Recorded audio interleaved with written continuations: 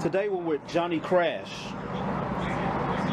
who along with Hammond Meredith founded the Sabot Foundation. What inspired you to create this foundation?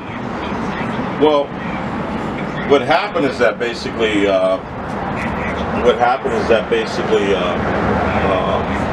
Hammond has a full-time off-road racing team, and so he called me here in LA, and he at the time owned a ranch in Wyoming, a very big one. So his ranch was about 18,000 acres, and it was in a little town called Bighorn, and Bighorn is population like 400. So I'll give you an idea literally on the scale of how small that place is, but it has very notable residents. So you know, the former CEO of Coca-Cola lives there, the founder of Maker's Mark lives there, the Wallop family, which is a big ranching family and a political family, they live there. So, you know, and other notable residents and what have you, like the Mars family, M&M's, they live there. And so, basically it's like one gas station, one bar, one restaurant. There you go. Polo tournaments there every year. And also the Wild Rodeos there, which is, you know, also a very big rodeo that's in Wyoming. It's in a town called Sheridan, which is next door to Bighorn. So anyway, I go out there, and basically the second time I go there, we got together because we have similar interests in firearms. He's a big rifle builder. I was a big, you know, builder of assault rifles and things like that, or I shouldn't even call it assault rifles. I'll just say defensive weapons. Assault rifles is kind of like a term which has been made up by politicians, and that's not even what AR stands for. It stands for Armalite Rifle. So they just take the AR and they just convert it in and say we'll call it assault rifle. So it's a political term. So I go out there. The second time I go out there, we discussed basically creating this foundation. Now, how me and Hammond met, we're both in the same lowrider car club. So that's how we met. And based upon some posts that he was seeing on my Instagram, he called me, and I didn't really know him that well at the time, and I didn't know how big his family was, because he comes from a very affluent family, and the Meredith family has the Meredith Corporation, which I think they're the 5th or 6th largest media holders of media in the United States, and they're based in Des Moines, Iowa. So they own television stations, they own magazines, they own newspapers, they own, I think they even own a piece of Martha Stewart. I mean, it's just a whole bunch of things that they own, and they own TV. There's television shows that they own. That's his family. And separate from that, the individuals do their kind of like their own thing, you know. And so one of the ideas that we had was basically creating a foundation for veterans, because we found that basically a lot of veterans were going out and they couldn't actually find help outside the VA. Although there were a number of veteran foundations that were already established, like Wounded Warriors, the Siller Foundation, Semper Fi Fund, things like that. Different foundations do different things. You know, some foundations like Sinise, you know, they build homes, and they build custom homes and smart homes, mortgage-free for certain veterans who qualify. Siller Foundation also does that, but they also go outside the scope of veterans and also assist first responders, mainly firefighters.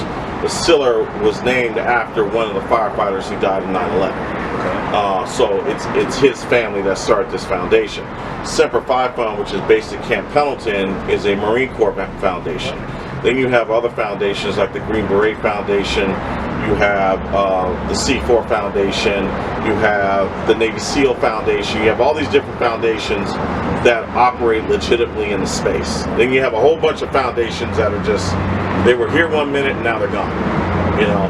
So I would say that basically of the maybe 40,000 veteran foundations, 3% rap. You know, or like 3%. 3% of the real deal. Yeah. And a lot of people do not know that. They just see, you know, you have so many different foundations, as you say, that pop up, and then, you know, they seek donations or whatever, but then they disappear after a while. Yeah, anyone can basically start a foundation from, and go out and get a 501c3. But basically the IRS, there's certain rules that the IRS has and what you must do in order to solidify that's a real foundation. They only give you a certain period of time to do that. We as a foundation, we're very transparent. So we post on our website all our tax records or our 990s, you know, all our financials, all the people we've helped, all the events that we put on. So it's very, very transparent. So if you had a person who was willing to donate or give us grants, and they go on and they look at that, they look at us as a very legitimate organization, and they know that the money that they're giving is basically going to go where it's supposed to be going. That's kind of like how it's put together. My background, more so, reached in the service, came out, became a music manager. My first artist was Spice One. Managed him for 1 EP and 2 albums. Went on to manage the producers. After that, we did Masterpiece deal, No Limit. You know, we put that together. And then I was mainly managing producers and writers. I just felt producers and writers, it was a lot easier than manage artists. And there was a lot more going on.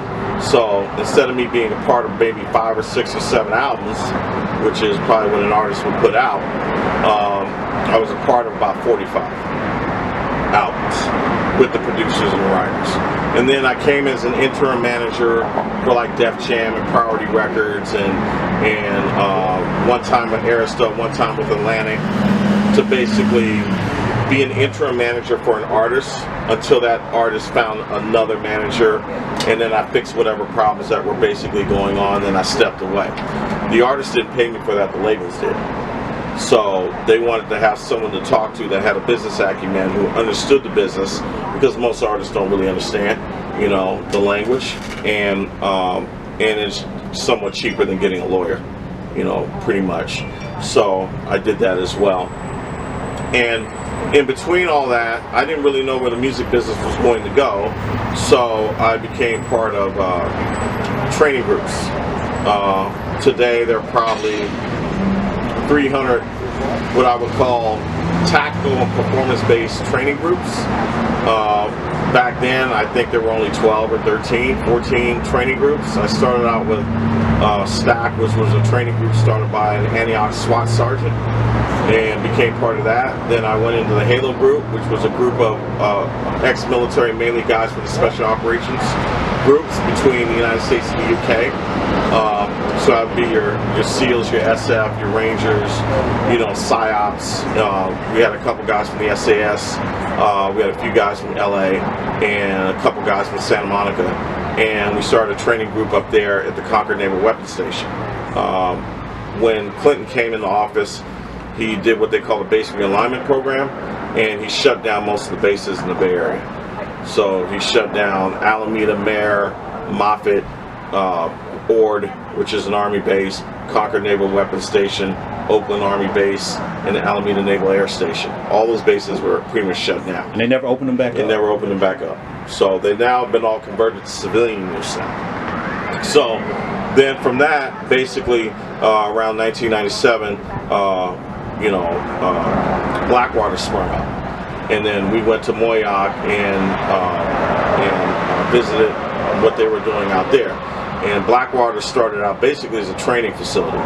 It was pre 9/11. So after 9/11 is when they got all the big contracts, and because we don't have a draft and we don't have conscription like Israel does, basically they began farming off contracts to private. The liberal media wants to call them mercenaries, but which is funny, but in a sense, but they are companies that operated as corporations that basically provided support services, so that they would not have to recruit more people out of the civilian populace into the military to do these services. So the actual guys who go out and do support for armed support is a very small fraction of what these companies did as a whole. You know, some guys were just truck drivers. Yeah. You know, just driving supplies, you know, back and forth for, you know, logistics support, or construction guys that were maintaining vehicles and maintaining the base or whatever the situation may be. But there was a larger scale of that. When you look at Blackwater, at one point at their peak, I think it had over 20,000 employees, and spread out between Afghanistan, Iraq, and in Europe and Africa and what have you. Around 2000, it began to see the shift in the music business with MP3.com. Steve Jobs comes up with the iPod, Napster, and you had Napster and you had Limelight, and basically what ended up happening is you saw this huge digital shift. I think right around the time when Brian Turner told me he was selling Priority Records is when I began to burn out and then step out.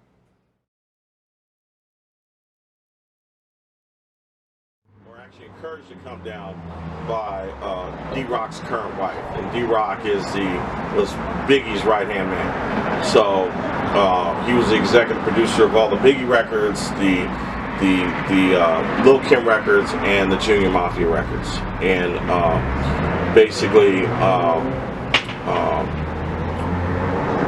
I got into film and TV distribution because of her. So started a company with another individual down here, was in that company for a little bit, and we began importing martial arts titles over from Hong Kong and China and selling them here, and we branded them.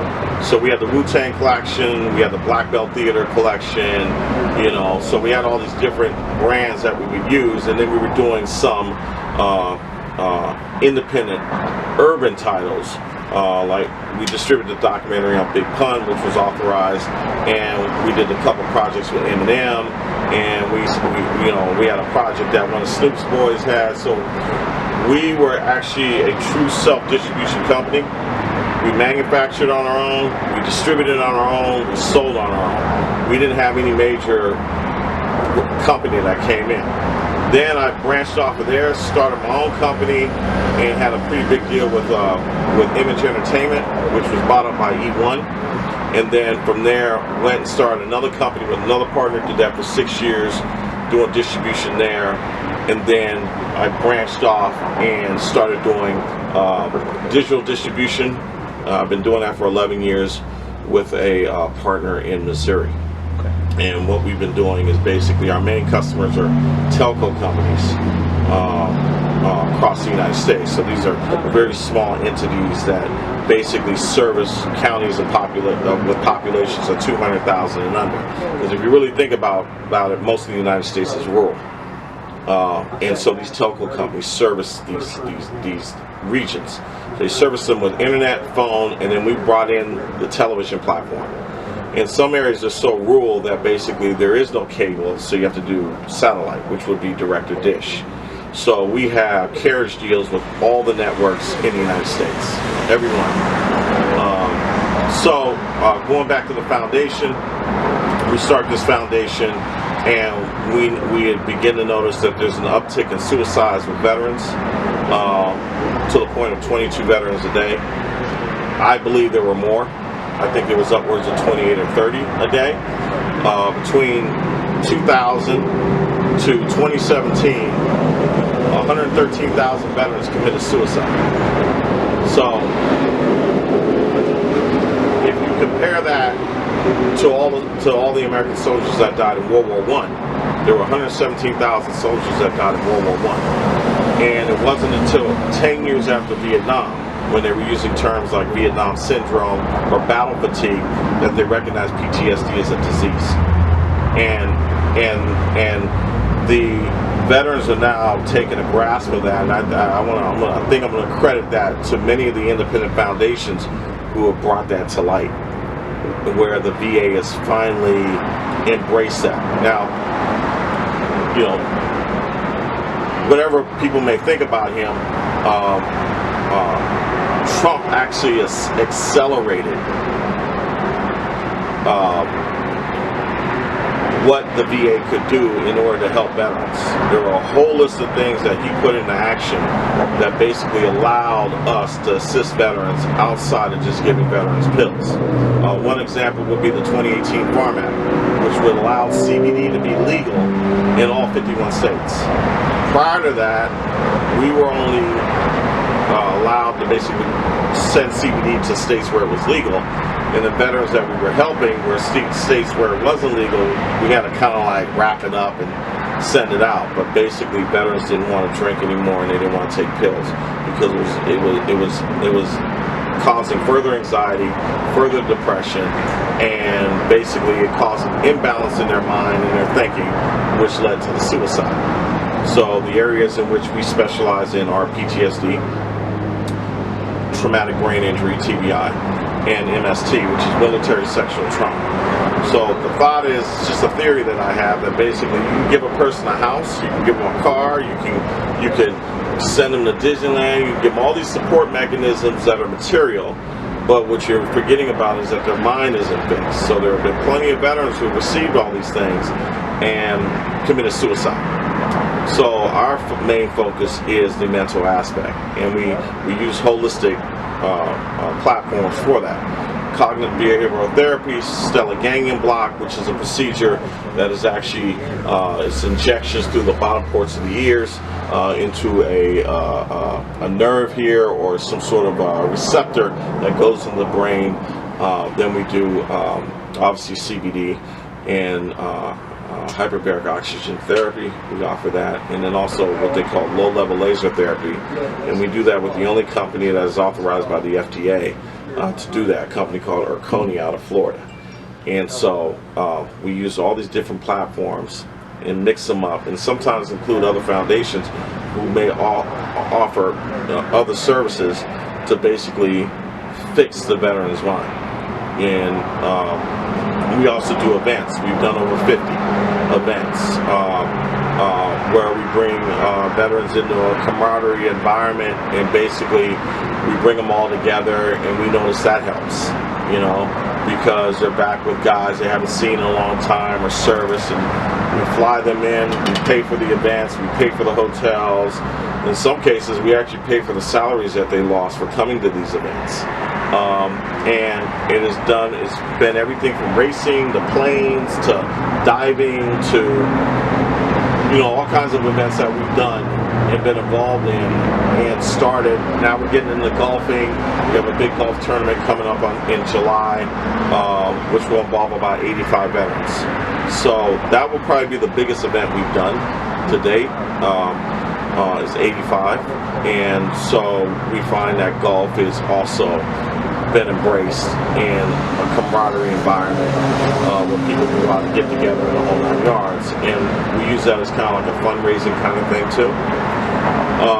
So when we initially started the foundation, a lot of the money that basically came from a private trust in order to get it off the ground and show people that basically we're serious about it and using our own money to basically say, hey, we're taking an initiative, and we didn't go out and actually try to raise any money for the first 3 years that we were around, because basically no one really took a look at you until you had 3 years of taxes filed.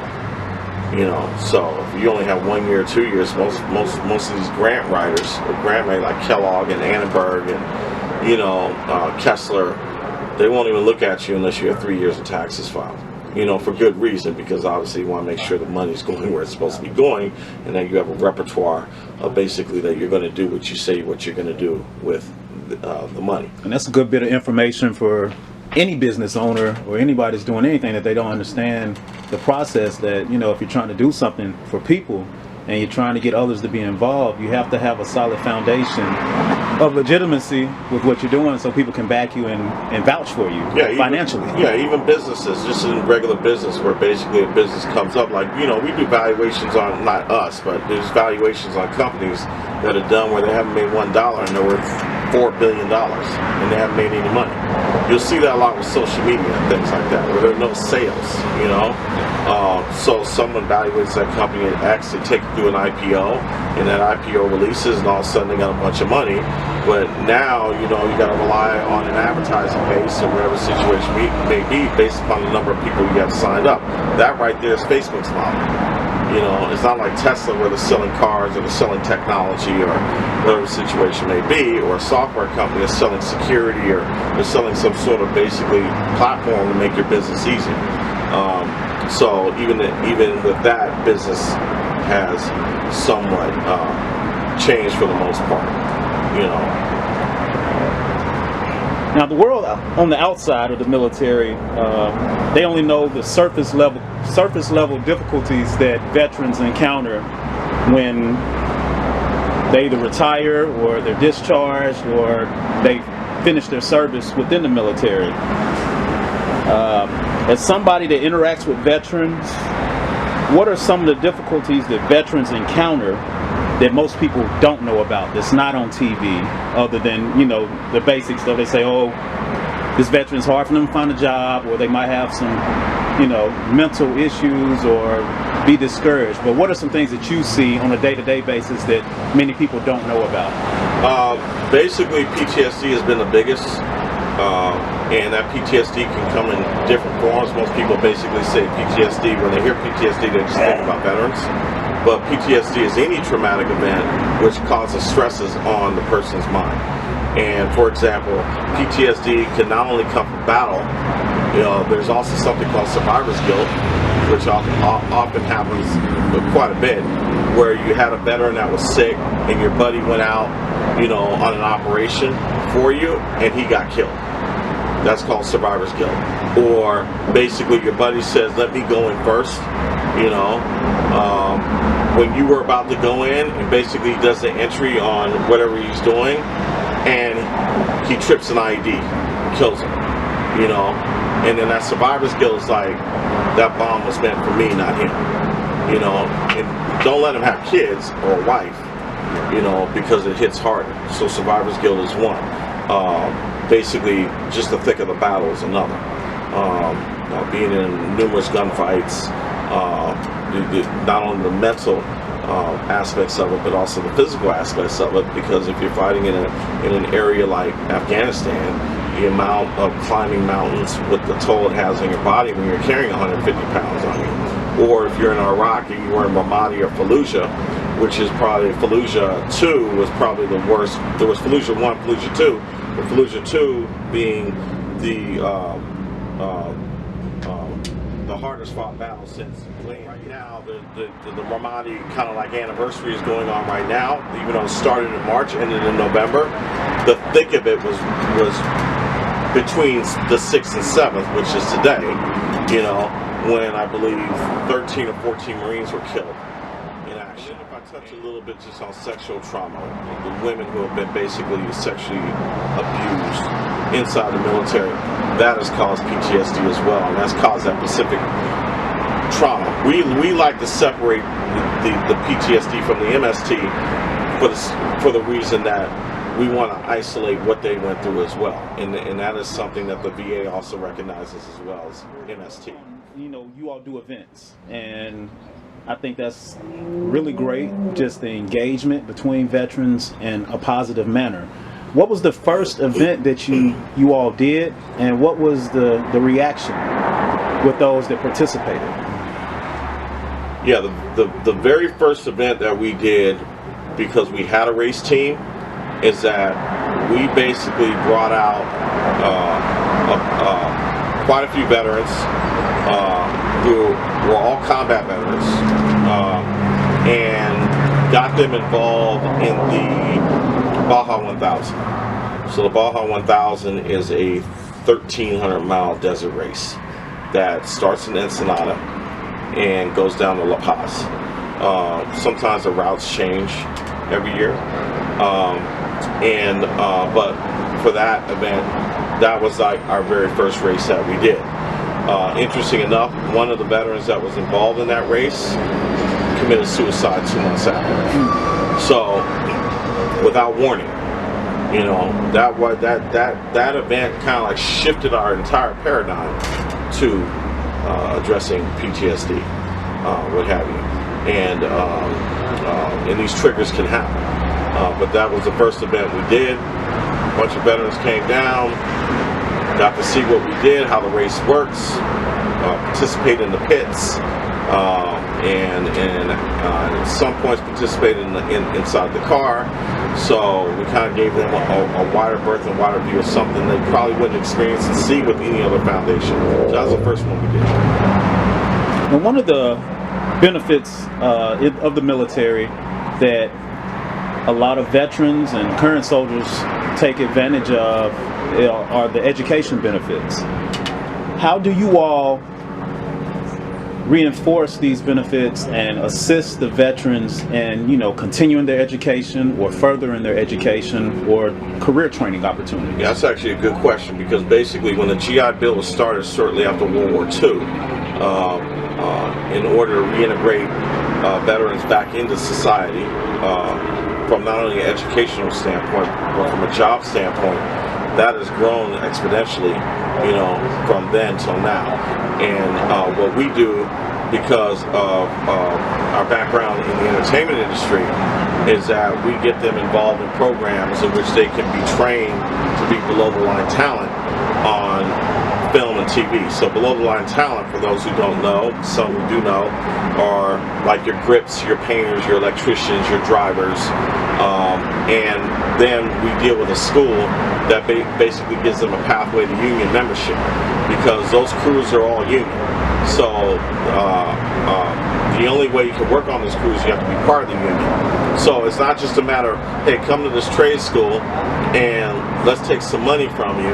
Well, we don't take it, but the school takes it, and then they give you these skill sets, and basically the job placement is thin to nothing. And that also applies to radio, that also applies to culinary, and that also applies to film, and also studio engineering, things like that, what have you. And these are schools that have been around for quite some time. So we're heavy into that from the entertainment side, because that's a field that we completely understand. Then we have knowledge of a number of companies and corporations like Lowe's and American Express and Centropolis, and Constellus is another one, who have Disney is another one, who have these isolated veteran programs where there's a website just for veterans to apply. You can't be a regular civilian and apply on these websites, and so many companies have these now, many of them. Years ago, they were virtually non-existent, and they promote them, and they do marketing campaigns on them, and awareness campaigns to let people know that they exist. So we also advise veterans upon these with these skill sets, whether they worked in intelligence, they have leadership and management capabilities, they have experience in these tough situations, they operate well under stress, which works very well in the corporate structure. One of the great things that you all do is essential to healthy living is holistic therapy. I think this is really important because it helps in healing without the potential harm of side effects from prescription medications. How has this approach to healing been received by the veterans? Oh, 100%. Yeah, without a doubt. We have dealt with veterans. We have dealt with veterans who have been on 700 pills a month, prescribed to them, taking 35 pills a day. And I'm not just talking 2 or 3, I'm talking 8, 9, 10, 11. We're a small boutique foundation. So basically, it's important to us to introduce these holistic platforms to them, to show them that there's an alternative to what we call pharma. And basically these are legally prescribed pills, so it's not like they're going down and getting them on a corner or something. We've actually gotten a couple veterans off of cocaine and meth, who are running, good businesses to them. Guys that were sleeping on the floors in a garage or things like that, what have you, that we have, you know, opened up these avenues. And I'm going to tell you, for the most part, they are very receptive to the help. Anything to get them off of this whirlwind of alcohol and pills and self-medicating and things like that. So the holistic platforms that we've introduced are platforms that a lot of these guys have never heard of. And are like, well, how come the VA doesn't offer that? Well, the VA is a bureaucracy. There are lobbying groups out there. The VA is a big customer to many of the, you know, pharmaceutical companies. So basically, the more pills they prescribe, the more they're going to order. What would you say is the most difficult part of facilitating a level of comfort with these veterans and that are curious about this foundation? Like, they may have heard about it, but you know, with the things that they've experienced, they might not be comfortable coming to somebody and saying, hey, I need help, or I would like to do something different with my life. That's the biggest hurdle right there, because a lot of veterans find it difficult to ask for help. A lot of veterans feel it's weak to ask for help. And I would say all of them do it, you know, because what's been instilled in them is very, very tough, you know, standard of living and being able to get through it, and you know, I've done this, I've done that, I don't need any help, what have you. That's the hardest hurdle. And then showing them what we've done in the past with other people, and some level of confidentiality. You know, we're helping a couple veterans now that don't even want their wives knowing what we're doing. You know, but then the wives catch on, and the girlfriends catch on, and they notice changes in their behavioral patterns. You know, and they're not, you know, they're sleeping 8 hours now, or they're sleeping 6 hours now when they're only sleeping 2. You know, or they're not sleeping in a closet anymore. You know, what have you.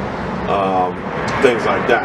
So they begin to see the changes internally, and then then you begin to see a drop in the use of pills. And then, I mean, it hasn't been,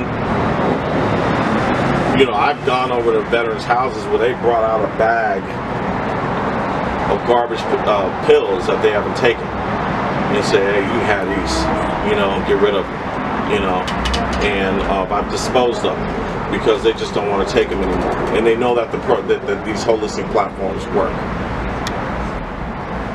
It's a two-part question.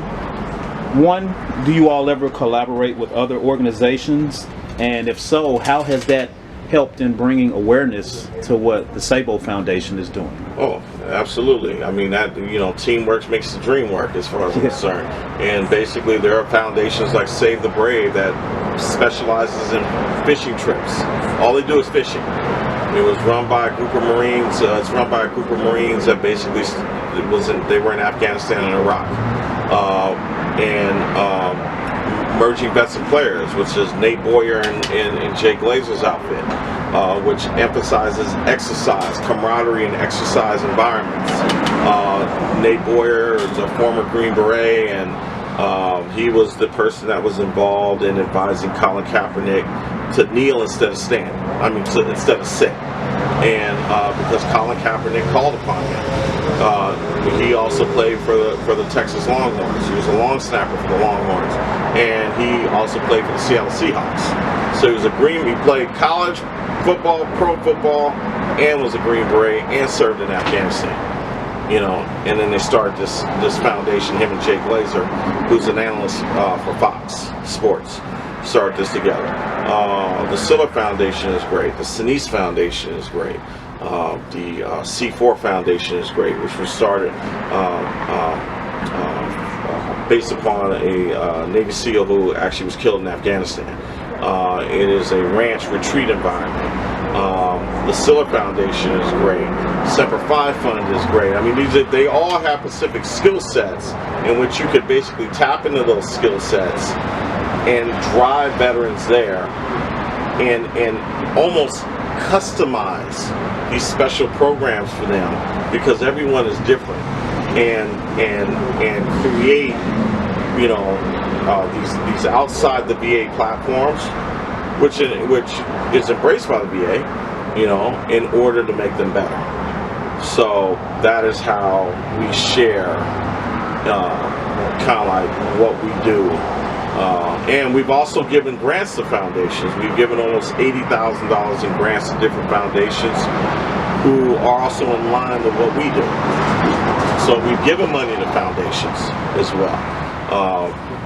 All the people that are involved in this foundation, there are no salaries here. So some foundations people get paid. Red Cross, Salvation Army, they all get paid. Goodwill, some of those CEOs get as much as $7 million a year, you know, to run a foundation. We get zero. Yeah. You know, so I think that person feels like they're donating to a foundation, knows that all their money is going to where it's supposed to be going, is to help people. And when they've gone back and they've looked at certain foundations that money has been given to, in some cases with some foundations who do have salaries, I mean, as little as 20% has only gone to the cause. 80% would be the administration. It's crazy, man. Yeah. What has been the most rewarding thing for you personally? I mean, through all the events, activities, and conversations that you've had with multiple people, what has been the most rewarding thing for you personally? I think basically the change that the positive change that's happened with the veterans who before they got to us were in really bad shape, and now they're in really good shape. And so that's been the most positive, I would say, is the results, that you know what you're doing is working, what have you. I mean, I was never really involved in philanthropy, and I was never really involved in charitable work or anything like that. I just wasn't into it. And you know, but when this opportunity came, I was like, you know, if it's for real, I'll do it. You know, and it was very for real. Yeah. How can people that want to help the Sabot Foundation do so? Basically, contributions are always welcome in any amount. I don't care if it's $5 or $5 million. You know, every dollar counts. And our accounting is solid. You know, we use CPAs, they can donate through the website at sabotfoundation.org, or they can text Sabot, S-A-B-O-T, to 41444. They can donate from their phone, they can donate online, and I don't care whether the amount is $10 or $20, it's the thought that counts, the thought they took out of their day to even make a donation. But we have to understand that basically the United States, and I'm going to say this, and then people have their own like little things about the military, what have you, but going all the way back to the Civil War, you know, many people, and I would even say blacks, even going back to the Civil War, if you look at the 54th Massachusetts Regiment, if you look at the film Glory, they wanted to fight for the United States despite the conditions they were in, which was really bad, you know. And it wouldn't be until 107 years later, when King comes around and Edgar Mevers and those guys come around, that basically civil rights actually start taking a footing.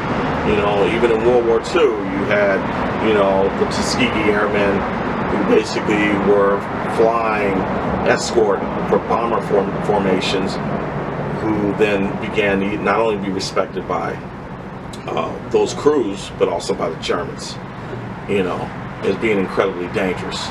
And then you get into Vietnam, and basically Vietnam had a draft, and that was a big mess. And I think it changed at that point. And not to skip over Korea, which is also known as the Forgotten War, because no one talks about it, is you go right to Vietnam because it was so controversial, and it was really the first photographed war, and also a war that was brought every night on the television set, you know. And then things began to change at that point. But going back to my point is that the United States, if you can compare it to other countries, as far as, we're not perfect, the freedoms and the rights you don't see a tank coming down the street and a bunch of soldiers going in your house and kicking out the house because some warlord feels he wants your ocean view. We have rules and we have laws and we have a system, and the system's not perfect, but go live in the Sudan, or go live in eastern China, or go live in North Korea for a little bit, and we'll see how long you're there. Or go to Burma, which is Myanmar, or go to these areas that basically there's a lot of fighting going on and what have you. I'm not talking about Europe, but these areas which are still, depressed and oppressed. The 7% of the population of the country are the ones that are basically stabilized. And I'll give some credit to the civilian population who basically came in and built the planes and created the technology and created the equipment and things like that to actually support that. But today only 3% of the population is served out of 330 million people. So we actually have a really small force. That's why so much is rested upon the technology. So basically those guys have gone over and volunteered and done 4, 5, 6, 7 deployments, lost limbs, lost their minds, And that's the thing that a lot of people don't know. Like, a lot of people know, myself included, that I know people that go deploy almost twice a year sometime. Right. But we never know, we don't get that information that there's a small number of people in the military compared to the past. Right. Smaller. Yeah, absolutely.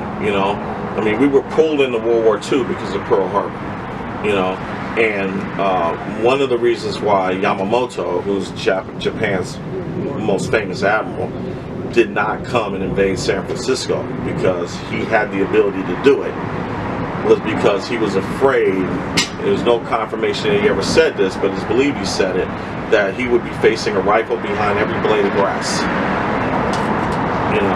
And because we are a gun nation, it's not the military that basically prevents invasions from happening here.